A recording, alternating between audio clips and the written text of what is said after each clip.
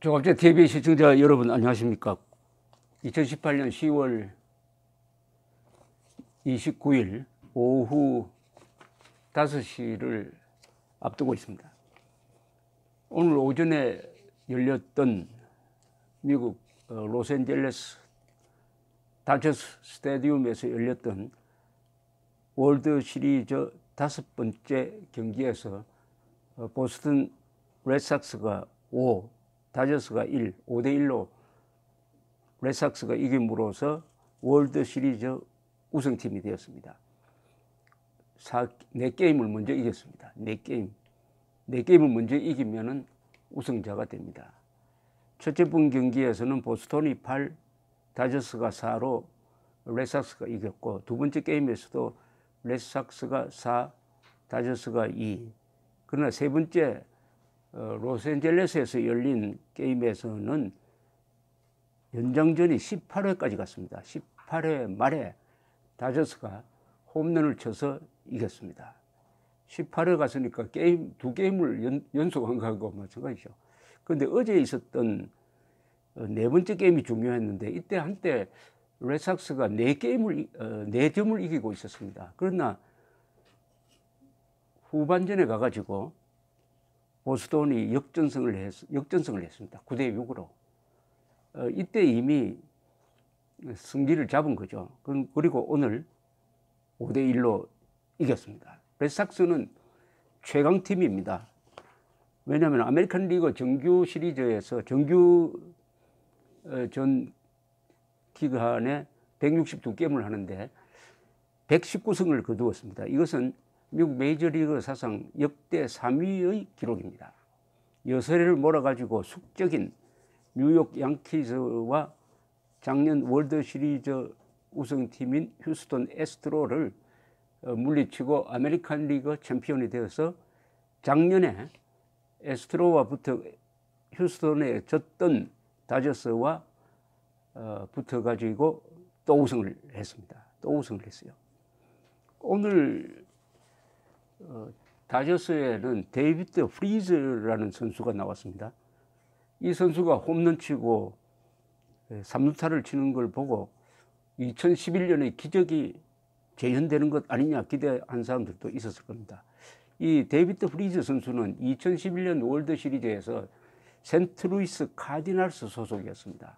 이 6번째 경기에서 텍사스 레인저스가 9회 말에 2점을 이기고 있었습니다.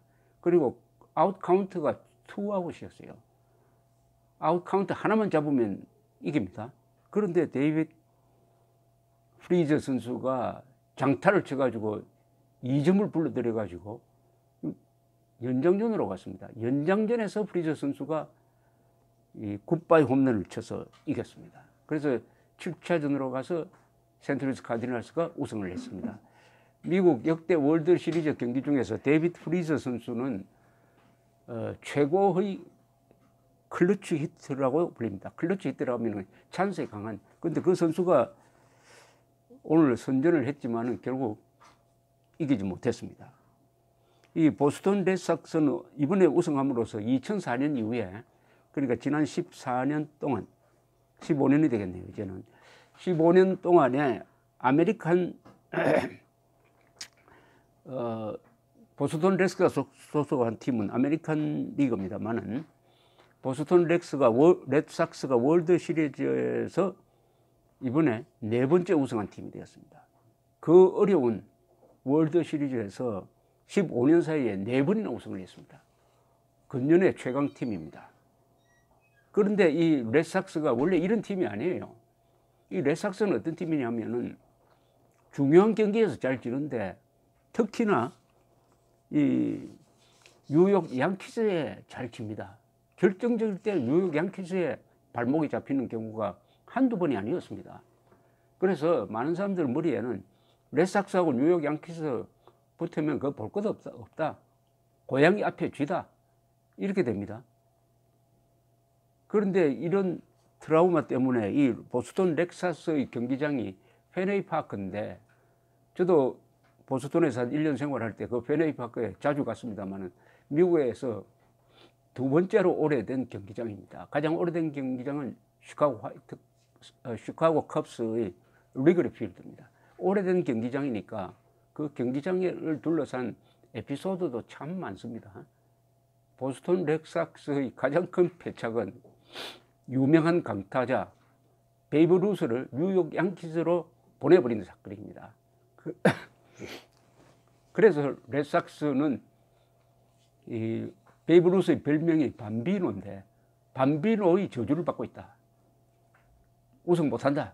특히 양키스하고 붙으면은 질 수밖에 없다 하는 이 속설이 있었습니다. 그런데 이 속설이 여러 번 재현이 되었는데 제 기억으로는 1978년에 보스턴 레드삭스가 그때 아메리칸 리그입니다. 물론 7월 중순까지 2위와의 게임 차가 10게임이었습니다. 1등을 달리고 있었습니다. 양키스는 3등이었는데 14게임 차를 두고 있었습니다. 그런데 7월 하순부터 양키스가 막 올라오기 시작을 했습니다. 그리해서 동률이 되었습니다. 레드삭스하고 동률이 되어버렸어요. 이제 아메리칸 리그 챔피언을 결정을 하는데 이 챔피언 결정전에서 보스턴 레드삭스는 페네이 파크에서 열렸으니까 홈 경기장에서 열렸으니까 아주 유리했어요. 7회까지 2대0으로 이기고 있었습니다. 레드삭스가 이제 조금만 버티면은 아메리칸 리그 우승하는 순간이었어요.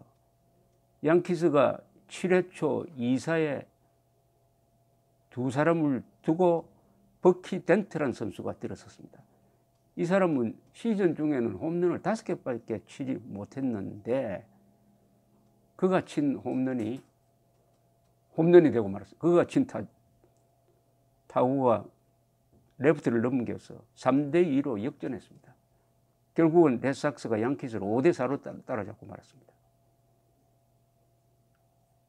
이런 아군이 있었는데 이게 언제 풀렸느냐, 밤비노의 저주가 언제 풀렸느냐 하면은 2004년입니다. 2004년에 또 아메리칸 리그 챔피언십을 두고 양키스와 이 보스턴 레드삭스가 붙었는데 아니다 다를까 양키스가 3게임 내리 이겨버렸습니다. 이제 한 게임은 더 이기면은 양키스가 우승하게 돼 있는데 아메리칸 리그 우승이 결정되는데 또 과거에 월드 시리즈든지 이 아메리칸 리그 챔피언십 경기에서 어느 팀이 3게임 내리지고 그것을 뒤집은 역사가 없어요.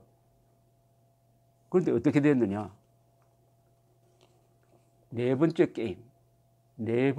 게임에서 이 레드삭스가 연장전에서 이겼습니다. 연장전에서 네 번째 게임에서. 그리고 그 뒤에 3게임을 연달아 이겨버렸습니다.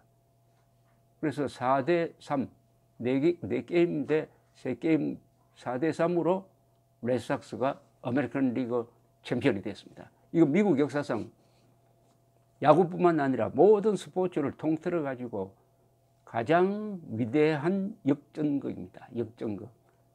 이때 결정적 역할을 한 선수가 한 사람 있습니다. 데이비드 올티즈라는 선수입니다. 흑인 선수고 몸이 아주 크죠. 주로 대타로 나오는 지명 타자로 나오는 선수인데 이 선수가 네 번째 게임에서 연장 12회에서 투런 홈런을 쳐가지고 역전승을 거두고 다섯 번째 게임에서는 연장 14회 때 또 싱글 히트를 쳐가지고 역전승을 거두는 이런 맹활약을 했습니다. 그래서 월드 시리즈에서 붙은 팀이 내셔널리그의 센트루이스 카디널스였습니다. 센트루이스 카디널스. 이 센트루이스 카디널스를 어떻게 이겼느냐? 4게임을 내리 이겨가지고 이걸 스위프라고 그러는데 레드삭스가 86년 만에 우승을 했습니다. 그러니까 양키스에 우승한 그 여세로 에너지가 충분하고 기가 살기등등하니까 그냥 미친 듯이 그야말로 미친 듯이 센트루이스 카디널스를 몰아붙여가지고 4게임 이겨서 4대0으로 우승을 했습니다. 이렇게 함으로써 밤비노의 저주를 날려버린 것이 보스턴 레드삭스인데 그 뒤부터 완전히 바뀌었습니다. 어떻게 바뀌느냐. 레드삭스가 양키스를 이제는 밥으로 삼고 있습니다. 양키스와 레드삭스가 붙으면은 뭔가 이제는 양키스가 눌려가지고 쪽을 못 서는, 이번에도 그랬습니다. 이번에도 양키스가 레드삭스한테 졌습니다. 그 인간이라는 것은 참 이런, 역시 인간은 심리전에 이겨야 된다는 것을 잘 보여주고 있습니다. 한번 그런 트라우마가 생긴 거죠.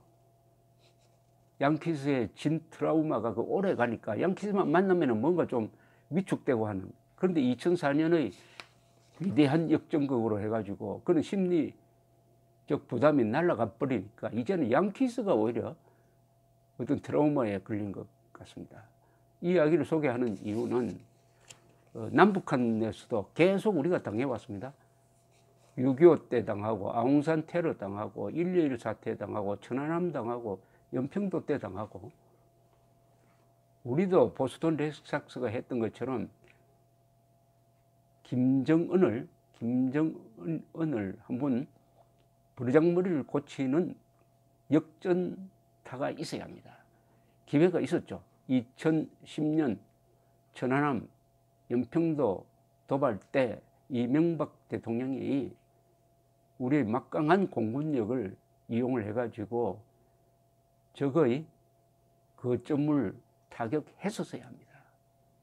그랬으면 아마 보스턴처럼 북한에 대한 경계심, 위축된 생각이 한꺼번에 날아가 버렸을 겁니다. 그렇다고 해서 북한이 서울에 대해서 장사정포를 갈긴다든지 하는 것은 자멸로 이어지기 때문에 못했을 겁니다. 왜 이명박 대통령이 그 찬스를 놓쳤느냐. 그때 때리고 나서 미국에 항공모함을 보내달라고 했어야 되는데, 때리지도 않고 미국에 전화를 걸어가지고 항공모함 보내달라고 하니까 당시에 김정일은 얼마나 우습게 보았습니까. 그게 결국은 여러 우여곡절을 겪은 끝에 이명박 대통령이 지금 감옥에 가 있는 이유 중에 하나가 아니냐 하는 생각도 듭니다.